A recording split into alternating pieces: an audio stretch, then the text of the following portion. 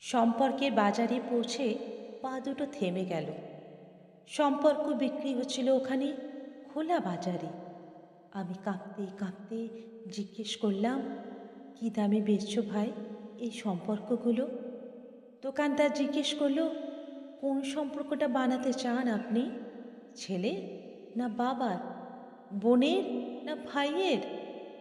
বলুন, আপনি কোনটা চান? মানবতার না ভালোবাসার, মায়ের না বিশ্বাসের? বাবুজি, কিছু তো বলুন, কোনটি নিতে চান? চুপচাপ দাঁড়িয়ে কেন? ঠিক ভেবে বলুন। ভয়ে ভয়ে বললাম, বন্ধুর। দোকানদার ভিজে চোখে বলল, দুনিয়াটা এই সম্পর্কেই তো টিকে আছে।